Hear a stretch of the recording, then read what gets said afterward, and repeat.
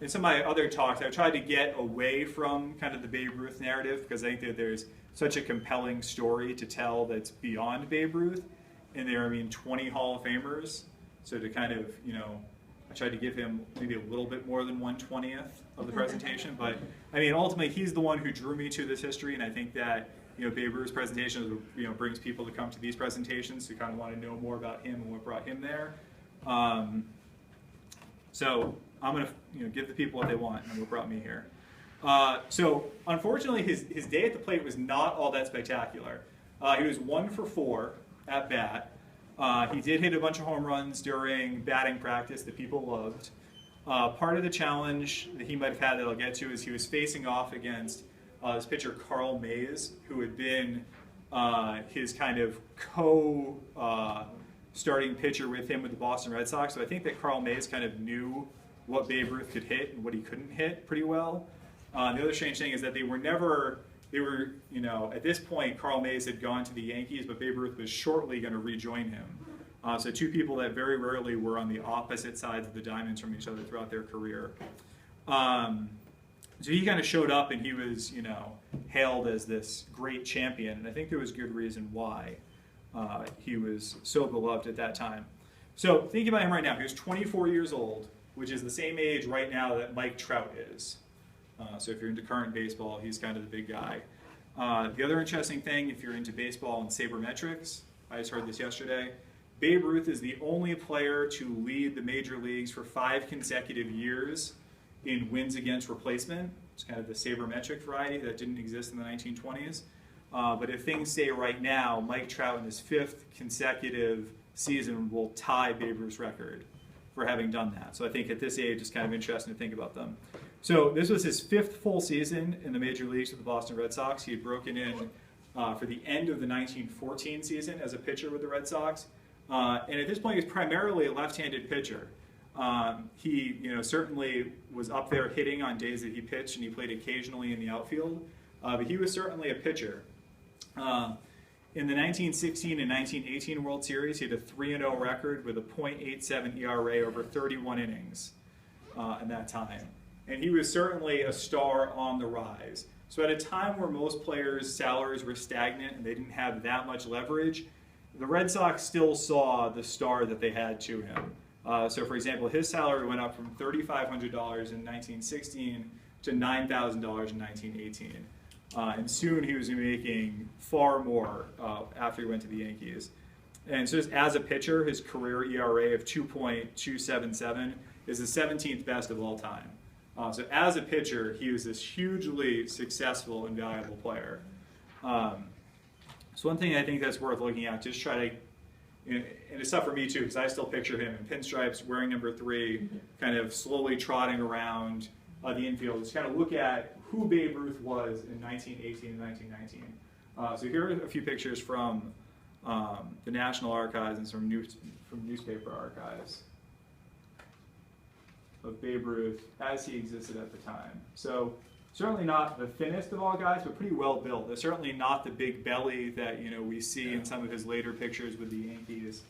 Also, even there's no number 3 on the back of any of these jerseys. This is before teams assigned any numbers to their players. So here he is, kind of pitching. So in 1919 was kind of an interesting change. So he had hurt his shoulder, wasn't pitching quite as often as he had in the past. He was taking some more turns in the outfield than he was used to, and was struggling pretty mightily at the plate in the beginning of the 1919 season.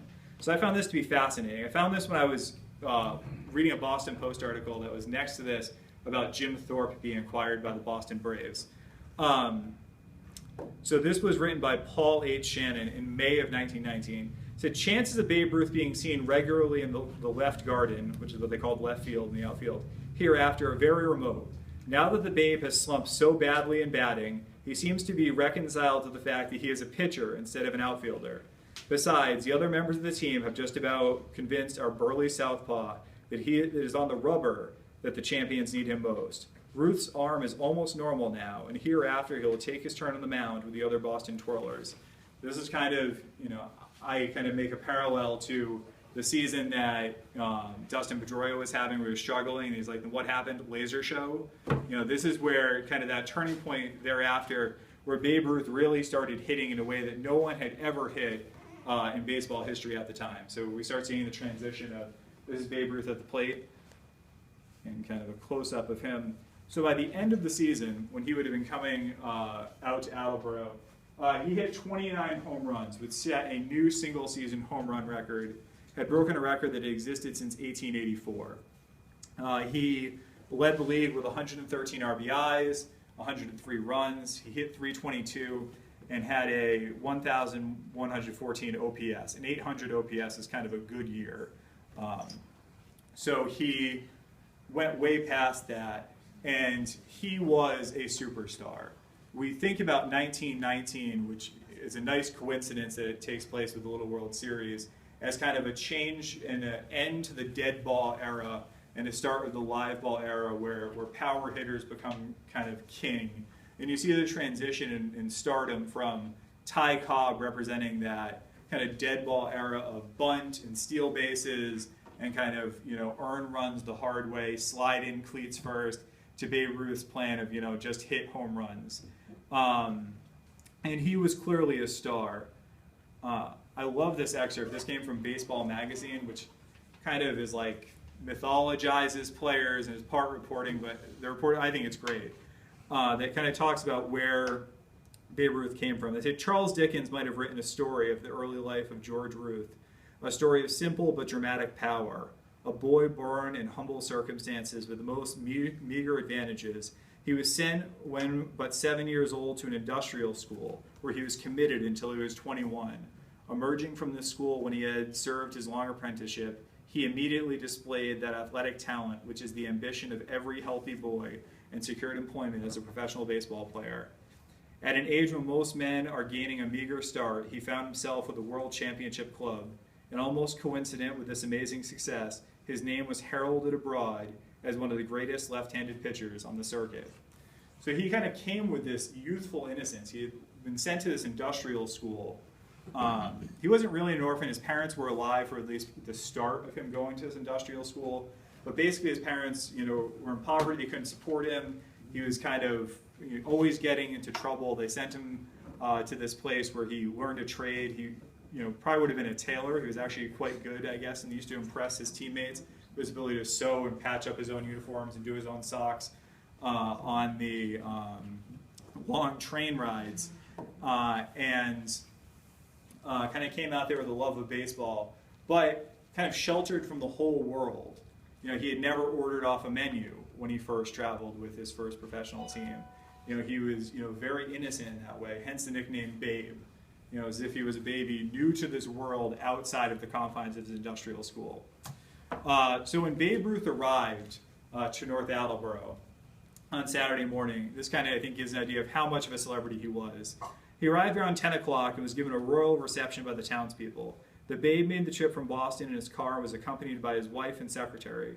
The Babe's first stop was at the Elks home, where a reception was given in his honor by about 50 members of the North Attleboro Lodge, before he was taken to several of the jewelry factories and shown how North Attleboro's famous product is made, and given a number of gifts. Before long, word spread throughout the town that Ruth had arrived, and according to the Attleboro Sun, 100 or more boys gathered to get a peep at him. The great player shook hands with several of the youngsters and thanked them for their demonstration.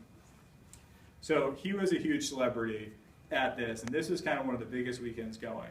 So another thing that was going on at the time that kind of coincides with the end of World War I and this game being so big is that this weekend was selected well in advance, before they knew that this was going to be kind of an arms race of bringing major league players to town, as the welcome home celebration for the World War I veterans that were coming back to Attleboro. So these pictures are from the Providence Journal in 1919 of the Bronson Building decorated with all of the bunting and flags for the parade. So you can see the cars parked on the road there. This is 44 North Main Street, a house with all the bunting and flags that made its way to the Providence Journal.